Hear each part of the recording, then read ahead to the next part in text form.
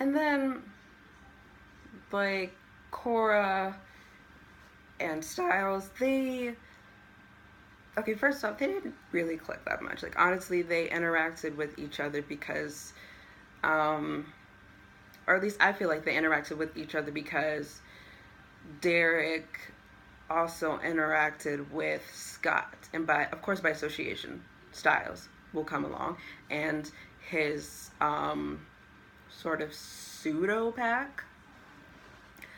But honestly, Cora and Stiles' interactions were completely different from, um, oh my gosh, were completely different. I'm sorry, I just like, my mind just went blank. They were completely different than Stiles and Derek's interactions. But that doesn't mean that like Stiles did not care, did not was not gonna help Cora. Like with the scene, the um, the hospital scene where um, they split up because someone needed to like be with Cora and make sure that she wasn't attacked by the Alpha Pack or she didn't get killed by Jennifer, because I want to say I don't know if she was a virgin, but at the same time Jennifer was and wasn't using most virgins for the sacrifices, because there was the parents that got kidnapped and none of them were virgins, or else, hey, how would their kids be in the world? Um, then let's talk about Malia. Malia was going through a lot when she appeared in the second half of season 3. She had all this guilt and grief that she had killed dad, her dad, her mom, her sister, and like possibly her dad, because she shifted and she couldn't control it. But the thing was that she was a child and she didn't even know that she had these abilities because she was adopted by um, the Tates. So after realizing, like, oh my gosh, I just changed into a coyote, and because of that, my mom, dad, and sister are dead. I gotta, I gotta go. Or wait, I'm not sure if she, I'm not sure if if she left after the accident, and she realized that she was the only one unconscious, that I'm conscious, or she realized it after the funeral of her sister, that that she's the only child that they have, and she thought to run away and live life out in the woods. So she's just turned back into a human, and she's 16. 16, 17. I can't remember the actual age. Their ages on for the teens didn't really make much sense, but anyway. Um, in season 4, like, okay, let me talk about season 3. The stuff that happened in season 3. Um, she didn't really trust the McCall pack because it's like, okay, the alpha roared in my face and that turned me human. But I was doing my dad and everyone a favor, but I was doing like my dead family a favor by just disappearing and living my life in the woods. So she's angry at the McCall pack for that. And when she interacts, um, and after it's revealed that she's the daughter of Peter and all this stuff, um, and all this horrible stuff has happened to Stiles, and he admits himself into Eichen House. Their second interaction involved Malia punching Stiles because he is a part of the McCall pack, and he was one of the people that was there when she got roared at by this random alpha and turned back into human. And she didn't, and she thought it wasn't fair because she didn't really like ask to be turned back into a human. And when they interacted in the men's locker room, she said I believe she said she admitted herself in there because she didn't know what to do, or she didn't know how to interact with humans. So after this is like after I think a few scenes after Malia has punched Stiles and they're having like an actual conversation. So why is it that in that exact same episode the two of them are like investigating what's going on with Ike House because there was a suicide that the night that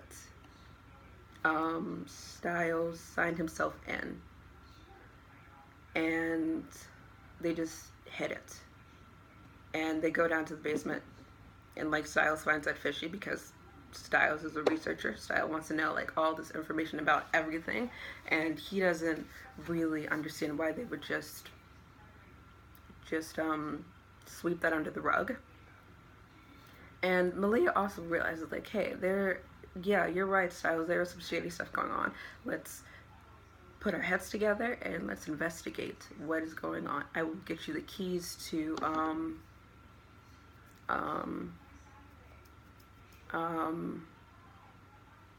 will get you the keys from whatever guy's name it is to the basement. I think I may have to rebuttal my thing about wait, no, that wasn't staged. That was not staged. That was actually how she felt. What was staged was at the group therapy thing where she, I believe, then punched Stiles' roommate. But I don't understand why they are being very vulnerable and honest with each other. That Jeff Davis would think this is a perfect time for them to have sex. It's like, Jeff Stiles thought he had his mother's disease that made her just think a lot of things were happening. Her son was out to kill her. He was evil. He couldn't be trusted. Like, dude, he dealt with a lot.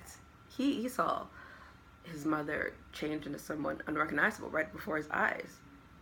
One time he got attacked by his mother, which is awful. But it's like, he is going through some awful traumatic stuff. I mean, like, he's possessed, and like that's not any better than thinking he had the same disease that made his mother lose her sanity. Because, again, people got harmed. Which is not to say that, like, the disease that his mother had, which is not to say that, like, she should have been, like, strong enough to, like, not harm her kid. Like, no.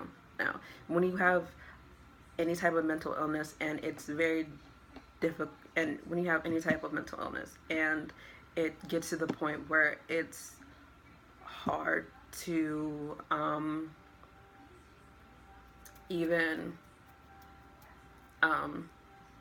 it's hard to like recognize people. It's not them that's doing that, it's a disease that's doing that. So that can't be put on, I don't know. I'm not a professional, but like I don't feel that I don't feel it's right to put all that blame of these uncontrollable actions like that onto, I don't know, because I don't want to say the wrong thing, but he's possessed, and like in one of the moments where it's him, like Malia and Stiles have off-screen sex, and I thought that was so inappropriate. because because they were both in very vulnerable places. And I feel like there was not a substantial build up from acquaintances to friendships to to hey, I think after all this time, after interacting with you in school, outside of school, hanging out, that I may have feelings for you. So I'm gonna reveal them, whatever. There was none of that. And in most cases that it doesn't work for certain pairings, like Skyra. It didn't work. Like, I don't know. Because there are hints that Scott and Allison could have gotten back together in season 3B. But yeah, and then in season 4, when Scott is sharing stuff about what Malia and him do, like Scott used to do with Allison when they were on and off, you would think it was gonna be like how, I don't know, I guess the Stalia shippers were like, oh, this is kind of like Scott and Allison, but other shippers were like, this doesn't really seem like it's consensual. I understand that she's not a human, and like it's really cool that Stiles is helping her to like be human and like stuff like that, but this doesn't sound consensual. And in a relationship, it should be like at both people's pace. And when it's not consecutively, and like the person has like been upfront, like, hey, you did this thing even though I specifically said no, then the other person, oh gosh, I don't want to be like the other person should leave, or like the other person should the other person, like Stiles did the right thing. Stiles like told, and he's like, hey, is this normal? Like, look at the scratches on my back. Did you and Allison do that? Because I'm questioning a lot of stuff. Like, this is not how I thought a relationship was gonna be, but it is, and I'm kind of confused here. So I need your help here. And I guess like the thing with that is that like Scott was like bewildered, and I understand that. I understand his bewilderness. Please don't be mad about me with that. But like I had a lot of issues with Stalia, and it's not because they are straight or anything like that, because there are so many pairings on Teen Wolf and other shows that I ship and they're straight. Or I ship like one character with many other people, like Avengers. I am all about that tag on Arc of Our Own with the whole like Avengers are poly because Avengers. I'm all about that. Like, I bookmarked it. It's like under my favorites. I have so many fanfics that I have read on there under that tag.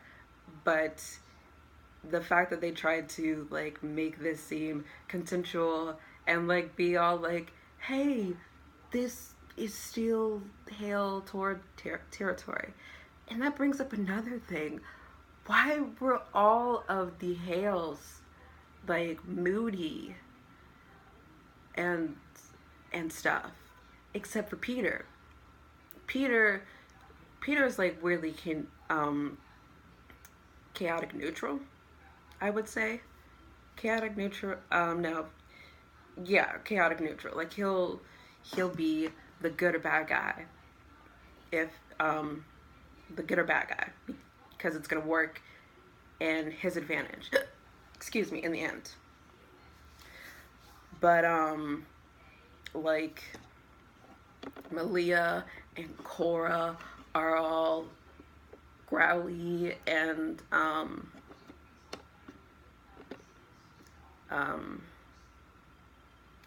not so great with human emotions.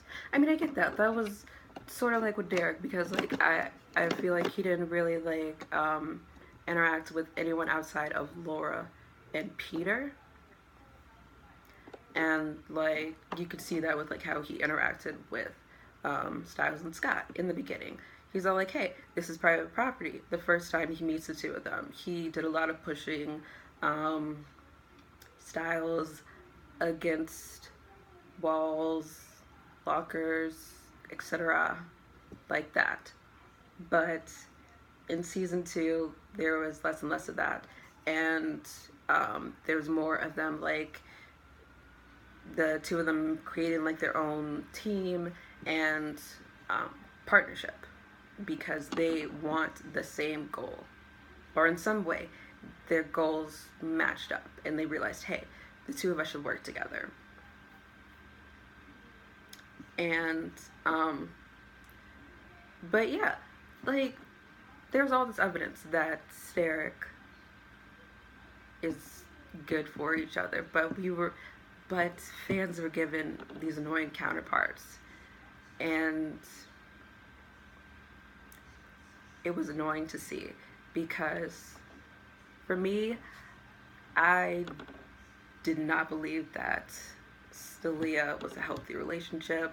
I didn't understand how they were both able, how they were in a place to be like, hey, we should date, even though the Oni in me kind of made me kill.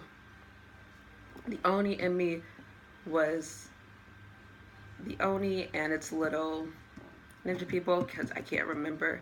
I can't remember like every evil thing. There was just like, every evil thing on Team Wolf. There's been so many things, and I guess like the really big ones stick out in my mind. But they had like those theatrical uh, faces that Greek people use, except that they were like they actually fit the head, and they weren't like the original like big ones that are like tiki things. But it's like, hey, even though we've gone through all this traumatic stuff together last year, we're totally dating.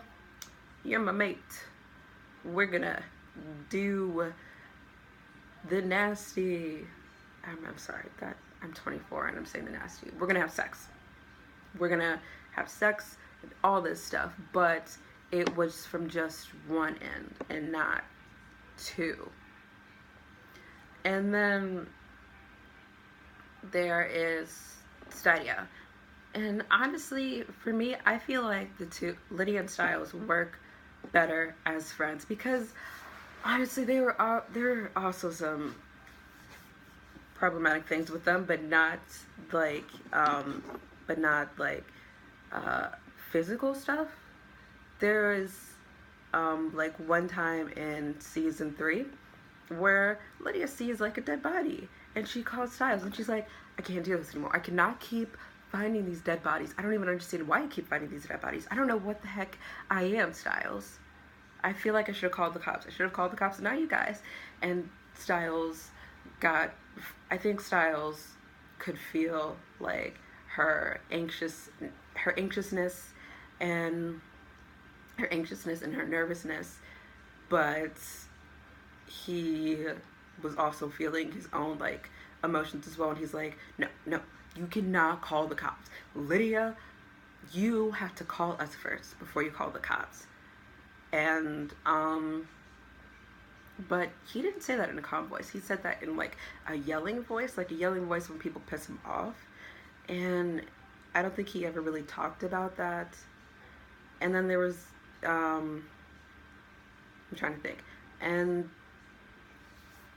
I mean, I get the whole like she was his first crush and everything, and they became friends as like season 3-ish. They started to have some kind of friendship and stuff like that. But I don't know. I feel like they are too much alike, and I feel like there could be like a possibility that they that at some point the relationship could go from romantic and sweet to very degrading of the other and putting the other down.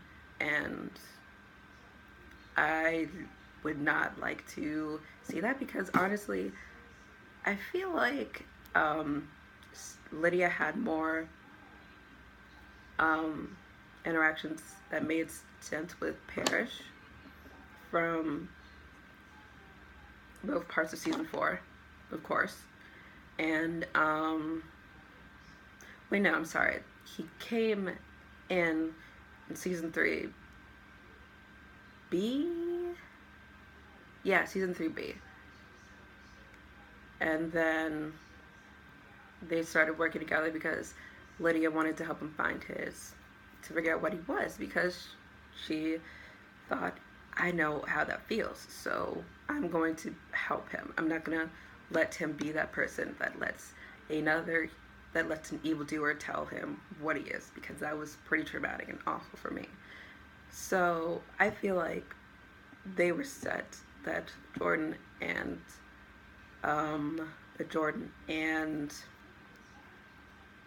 Lydia were set to be together. But I feel like the reason that didn't happen was some fans said that it's kind of weird that an older guy, that's an adult, that's pretty much same age as Peter in like human years, is starting to have feelings for a teenage senior. That's kind of unconsensual. But I feel I understand that. So instead they're like, you know what, we're gonna go the stalia route. And after years of them, like after seasons of them building up this platonic friendship and just like admiring the other's awesomeness and stuff like that, it goes down the romantic road, and that doesn't really make sense to me, because I feel like Stiles and Derek are different, and they have argued, but they have also called out each other. They've also called each other out on the crap, but after doing that, they have apologized for saying it the way they did, or for doing it in that harsh way. I feel like with Stiles and Lydia, there was not much of that.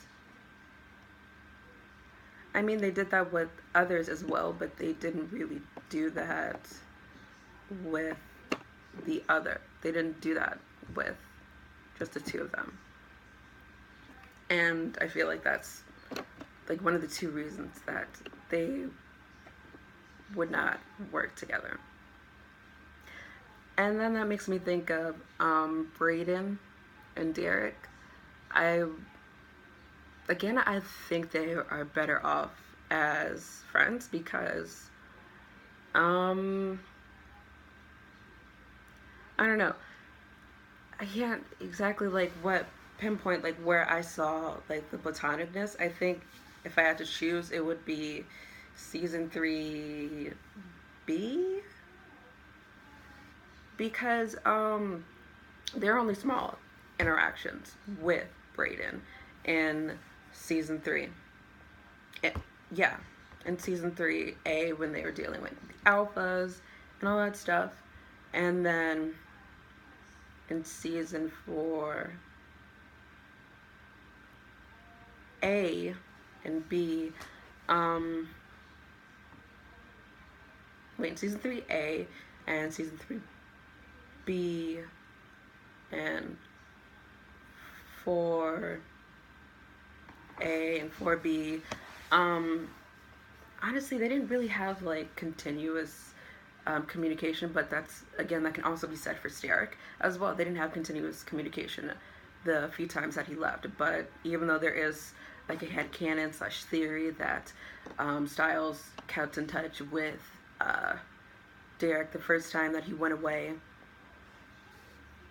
And like he was texting him, and at first like Derek ignored the text or whatever, but he felt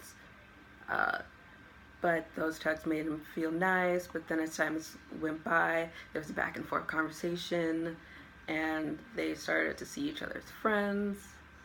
And then as more time went on, there were Skypes and stuff, and then they started to see each other in a romantic way. And then like Derek came back because he wanted to have a relationship and have it not be between seeing Stiles like on a screen, just a screen, or texting him.